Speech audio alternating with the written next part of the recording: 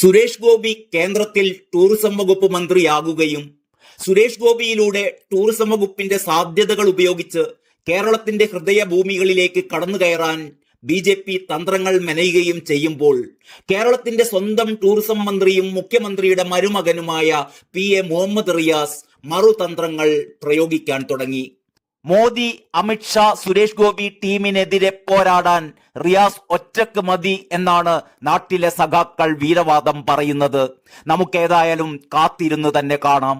കേരളത്തിൽ ടൂറിസം മേഖലയിലെ പുതിയ പ്രവണതകൾ പങ്കാളികൾക്ക് പരിചയപ്പെടുത്താൻ ഇൻഡസ്ട്രി കണക്ട് എന്ന സ്ഥിര സംവിധാനം കൊണ്ടുവരുമെന്നാണ് PA മുഹമ്മദ് റിയാസ് പറയുന്നത്. സംരംഭകർക്കും പങ്കാളികൾക്കും പ്രോത്സാഹനം നൽകി ടൂറിസം പ്രവർത്തനങ്ങൾ ഫലപ്രദമായി മുന്നോട്ട് കൊണ്ടുപോകും. ടൂറിസം പങ്കാളികളും സംരംഭകരും പങ്കെടുത്ത ഉപദേശക സമിതി സ്റ്റോക്ക് ഹോൾഡേഴ്സ് യോഗത്തിൽ സംസാരിക്കുകയായിരുന്നു മന്ത്രി. ഇൻഡസ്ട്രി കണക്റ്റിന്റെ ഭാഗമായി ടൂറിസം പങ്കാളികൾ ഉൾപ്പെട്ട ഒരു സെൽ ജില്ലാതലത്തിലും സംസ്ഥാന തലത്തിലും പ്രവർത്തിക്കുമെന്ന് റിയാസ് പറയുന്നു. ഇത് 3 മാസത്തിലൊരിക്കൽ ചേരും. ടൂറിസം മേഖലയിൽ പ്രവർത്തിക്കുന്ന പങ്കാളികൾ നേരിടുന്ന പ്രശ്നങ്ങളെ ഇൻഡസ്ട്രി കണക്ട് പ്ലാറ്റ്ഫോം വഴി സർക്കാരിന്റെ ശ്രദ്ധയിൽ കൊണ്ടുവരും. ഈ വർഷം മുതൽ ടൂറിസം ഇൻഡസ്ട്രിയിൽ വിവിധ മേഖലകളിൽ മികച്ച പ്രകടനം കാഴ്ചവെക്കുന്നവർക്ക് അവാർഡ് നൽകുമെന്നും മന്ത്രി പറഞ്ഞു. എല്ലാം നല്ല തീരുമാനങ്ങൾ തന്നെ. പക്ഷെ റിയാസിന്റെ ഭാവനാ പദ്ധതികൾ മിക്കവാറും കടലാസിൽ തന്നെയാണ്. അവയെ പ്രവർത്തന പദത്തിൽ എത്തിക്കാൻ റിയാസിന് കഴിഞ്ഞിട്ടില്ല.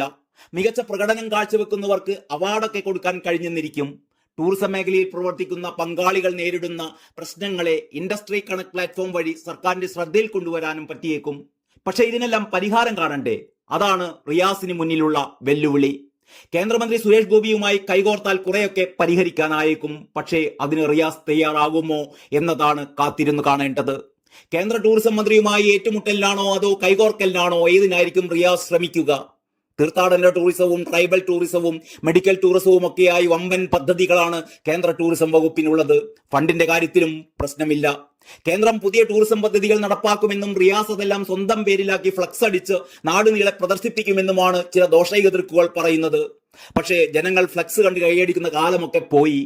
അതാണ് CPM-നും CPM നേതാക്കൾക്കും ഇപ്പോഴും മനസ്സിലാകാത്തത്. അന്താരാഷ്ട്ര തലത്തിൽ കേരള ടൂറിസം ബ്രാൻഡ് സജീവമായി ശ്രദ്ധയിൽ നിലനിർത്താൻ വർഷം മുഴുവൻ നീളുന്ന മാർക്കറ്റിംഗ് ക്യാമ്പയിൻ നടപ്പിലാക്കുമെന്നും മന്ത്രി റിയാസ് പറയുന്നു. വളരെ ഊർജിതമായ രീതിയിൽ കേരള ടൂറിസത്തെ ആഭ്യന്തര അന്തർദേശീയ വിപണികളിൽ മാർക്കറ്റ് ചെയ്യാനാണ് ഉദ്ദേശിക്കുന്നത്. അടുത്ത വർഷത്തോടെ വിദേശ സഞ്ചാരികളുടെ എണ്ണം കോവിഡിന് മുമ്പത്തെ സ്ഥിതിയിലേക്ക് എത്തിക്കുന്നതിന്റെ ഭാഗമായി കേരള ടൂറിസത്തിന്റെ പ്രധാന അന്താരാഷ്ട്ര വിപണികളായ UK, ഫ്രാൻസ്, ജർമ്മനി എന്നിവിടങ്ങളിൽ പ്രത്യേക ക്യാമ്പയിൻ നടത്തുമെന്നും റിയാസ് പറയുന്നു. എന്ത് സംഭവിക്കുമെന്നോ നമുക്ക് കാത്തിരുന്ന് കാണാം. News desk, Kalakaumudi.